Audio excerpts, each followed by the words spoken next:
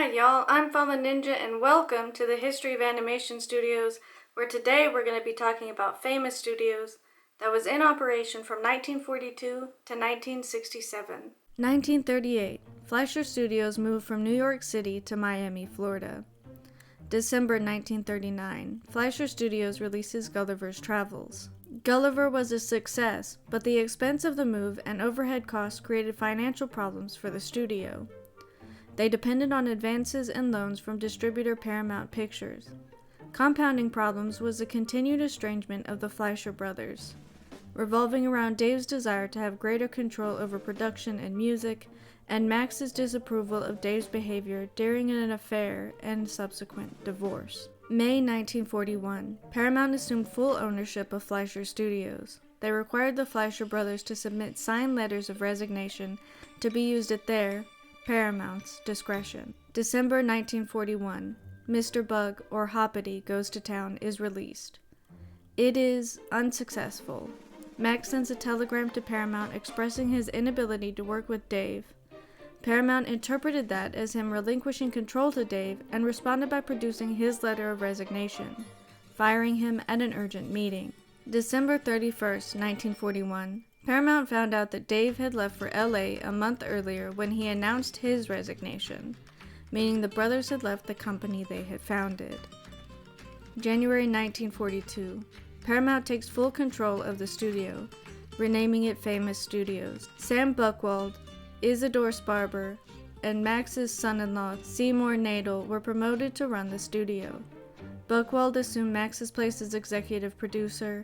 Sparber and Nadel shared Dave's former responsibilities as supervising producers and credited directors.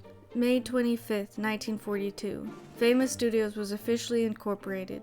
Famous remained a separate entity from Paramount. This year we have the first appearance of Popeye the Sailor in Eurosap Mr. Jap, and the first appearance of Superman in Japo Tours.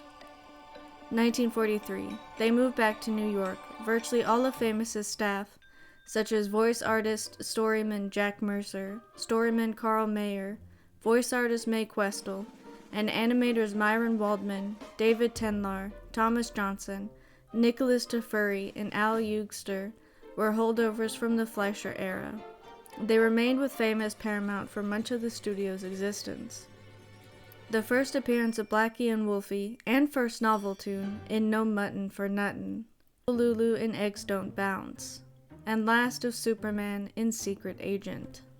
1944, Sammy Timberg served as musical director until he was succeeded by Winston Sharples, who wrote the music for Gulliver's Travels and who previously worked for Van Buren Studios. First appearance of Herman in The Henpecked Rooster, first of Raggedy Ann in Suddenly It's Spring, and first of Spunky in Yankee Doodle Donkey. 1945, first appearance of Dogface in A Self-Made Mongrel as part of Novel Tunes. Also as part of Novel Tunes, Casper in The Friendly Ghost. 1946, the first appearance of Snuffy Smith in Spree for All, the only novel tune produced in Cinecolor. 1947, first appearance of Catnip in Naughty But Mice, first appearance of Buzzy in The Stupid Stitious Cat, first of Patty the Leprechaun in The Wee Men, and the first screen song, The Circus Comes to Clown. The last appearance of Blackie in Much Ado About Mutton, and last of Raggedy Ann in The Enchanted Square. 1948, the first Little Audrey in Butterscotch and Soda. 1949, the last appearance of Dogface in A Mutt in a Rut. The last of Casper in Novel Tunes in A Haunting We Will Go. The last Patty the Leprechaun in The Leprechaun's Gold, though he does have a cameo in The Emerald Isle. 1950, first Casper in his own series, Casper's Spree Under the Sea. First Baby Huey in Quack-a-Doodle-Doo. First and last Junior in Teacher's Pest. First and last Lightning in Ups and Downs Derby. The first and last of the Hungry Lion in Pleased to Eat You. 1951, Sam Buchwald died of a heart attack. Seymour Nadel and Isidore Sparber became production heads. the first and last appearance of Herbert in By Leaps and Hounds, the first cartoons in Vegetable Vaudeville, and the last screen songs in Sing Again of Michigan. 1952, first and last Finney in Feast and Furious, the first Herman and Catnip in Micecapades, the last Herman until his own series in Cat Carson Rides Again. 1953, Dave Tenlar was promoted to director. Max Fleischer claims ownership of the Bouncing Ball Sing-Along. The first appearance of Tommy Tortoise and Mohair in Winner by a Hair. Last cartoons in No Place Like Rome.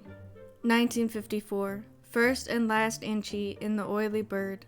First and last Martin K9 in Phi Beta Kappa. And the last appearance of Buzzy in No Ifs, Ands, or Buts. 1955. Paramount sold most of its pre-1950 shorts and cartoons, except for Popeye and Superman, to UM&M TV Corporation for television distribution. Popeye cartoons were acquired by Associated Artists Productions, and Superman had reverted back to National Comics after the studio's film rights to the character had expired. Sparber was fired, leaving Nadel alone. Budget cuts led to the use of limited animation and the use of less expensive coloring processes. The first and last appearance of Snapper in News Hound. The first and last appearance of Waxy Weasel and Wishbone in Poop Goes the Weasel. And the first and last Kitty Cuddles in Kitty Cornered. 1956. The name changes to Paramount Cartoon Studios. 1957. Last Popeye the Sailor in Spooky Swabs. The last Wolfie in Ghost of Honor, and the last Tommy Tortoise and Mohair in Mr. Moneygags. 1958, the first modern Madcaps in Right Off the Bat. The last Little Audrey in Doggone, and the last Spunky in Okie Dokie Donkey. 1959, last Herman and Catnip in Catnip's Big Day. The last Casper in his own series in Casper's Birthday Party, which was the last cartoon directed by Isidore Sparber, and the last Baby Huey in Huey's Father's Day.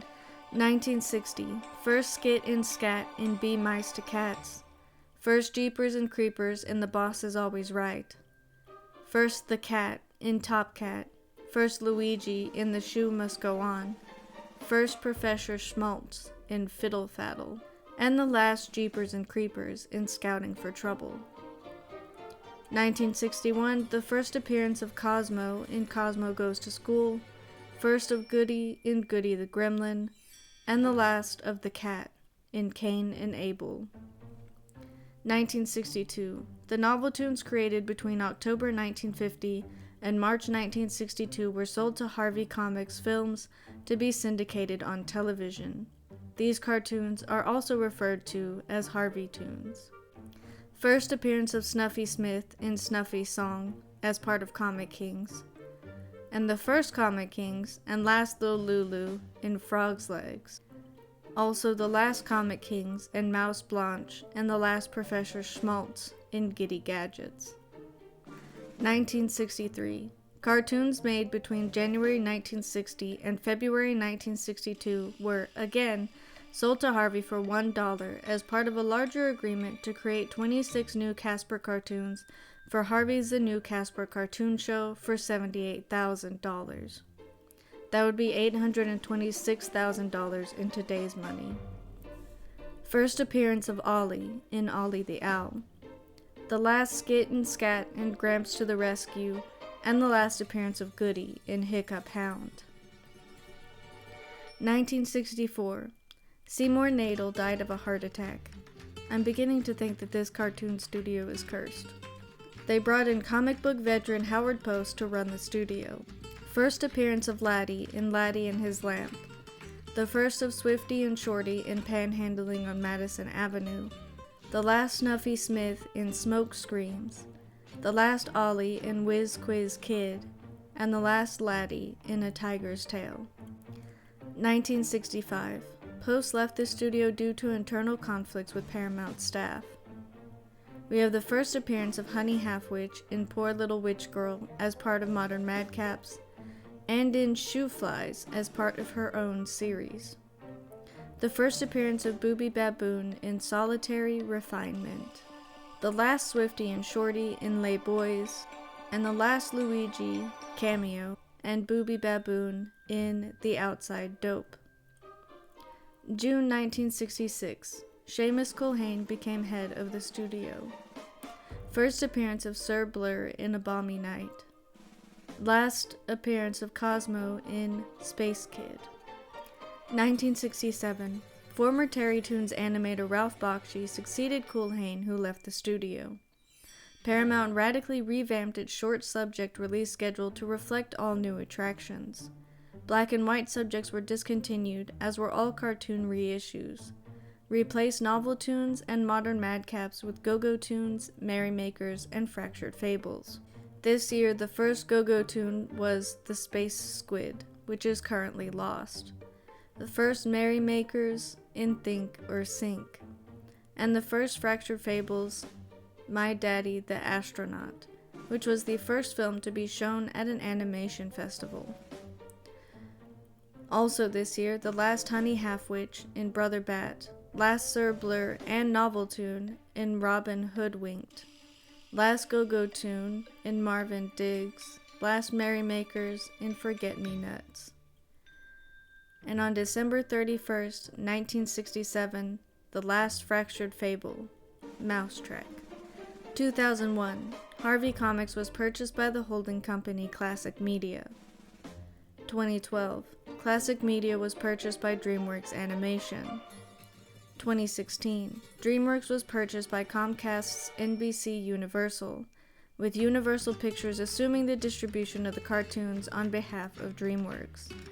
They own the bulk of the rights to the cartoons, but Paramount still retains theatrical rights and also controls the original camera negatives that they have unlimited access to.